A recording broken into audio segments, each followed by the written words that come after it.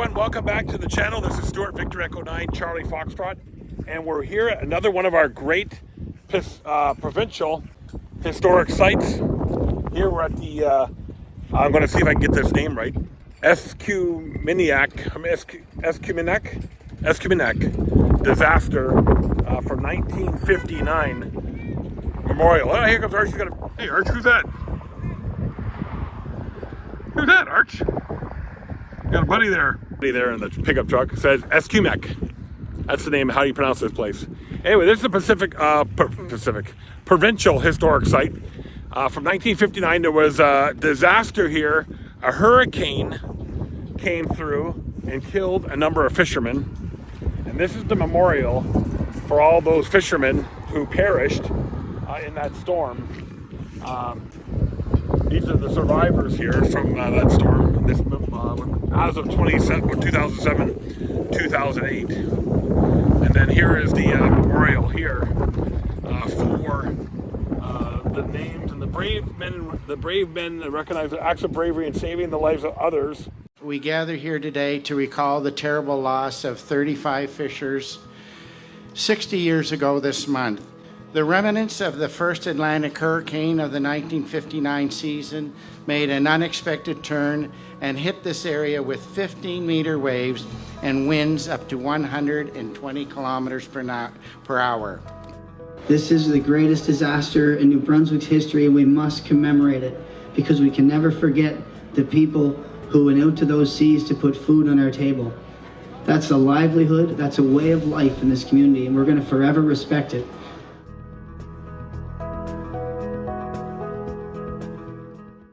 So a number of folks perished in that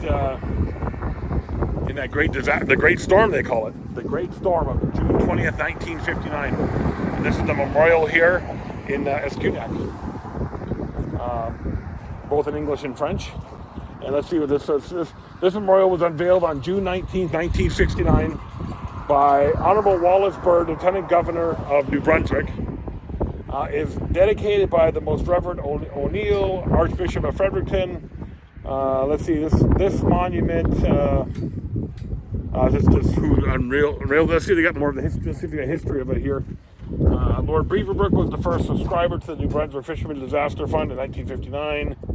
So I'm going to have to read up on the story a bit more, but I do believe in my preliminary research, it was, well, obviously a big storm, almost like a hurricane type storm, that came through this area on June 20th, 1959, and perished a number of those in the fishing industry. But this is a cute little fishing village. Buddy said in the summertime, yeah, not so much in the winter, but you got a little picnic table here. If we had more time, we'd probably set up here with the buddy pole. But we'll have to come back another day. So here's the Escuminac Wharf is the largest inshore wharf in Canada, mainly specialized in Atlantic lobsters. Has a fleet of 104 fishing vessels. On June 19th, 1959, an evening like any other, fishermen from surrounding areas set drift for salmon. The morning of June 20th, without warning, due to lack of today's technology, a devastating hurricane ripped through the Miramichi Bay with winds up to 80 miles an hour, 130 kilometers, with waves measuring 50 to 60 feet in height, destroying everything in its path. The ground beneath our feet, where hundreds gathered and hoped to hear word from their loved ones and any news of survivors. So from what I read here was the fishermen were out at sea and they didn't have today's technology back in 1959 to forecast these storms. So unfortunately they were out there in the water, 50 to 60 foot swells. Yeah, we know the story. So we're here today to honor those brave souls through our ham radio activities. I'm not going to put the external antennas on today. I think I'm just going to work from the ATOS. But yeah, we're here today to honor those brave men who set sail that morning of June 20th in search for salmon. We're going to honor them our way by doing some ham radio and making some contacts and telling their story. And this from this great little fishing village, about an hour and 20 minutes from my home in Saint Antoine. So let's get out here and play some radio, folks, and honor these brave fishermen.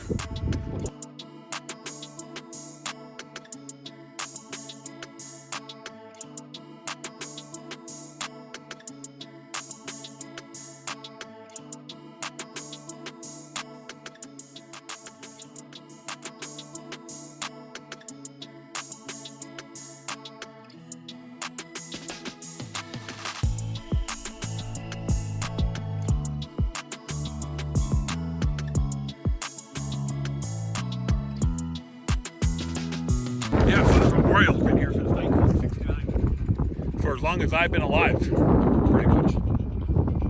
When did they unveil it? We'll just see who's older, me or this memorial. So yeah, I'm older. Anyway, I'm not going to tell you by how much. Anyway, so yeah, let's get on the air here and make some contacts. We'll just move up a little bit, so we're just a little bit away from those power lines. And we'll get on the air here from Escuminac. I can never pronounce these. Why can't I pronounce these names properly? Escuminac,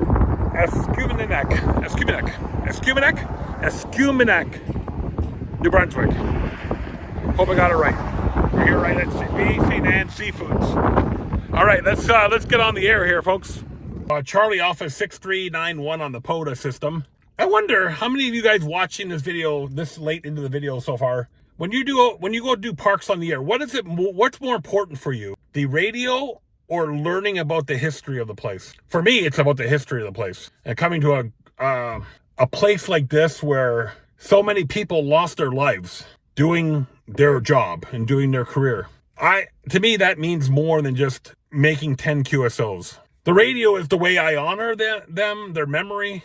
But to me, it's more important to understand what happened here, the community, and the radio is just the radio.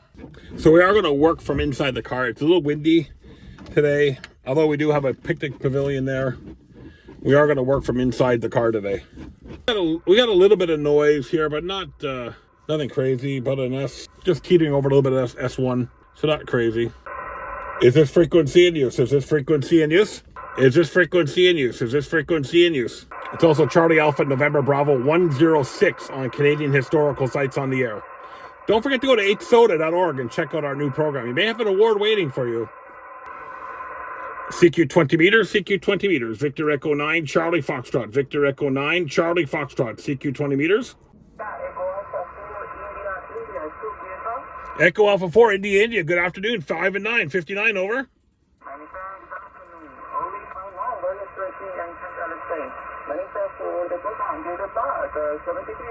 Thank you, 7-3, Victor Echo 9, Charlie Foxtrot, CQ 20 meters.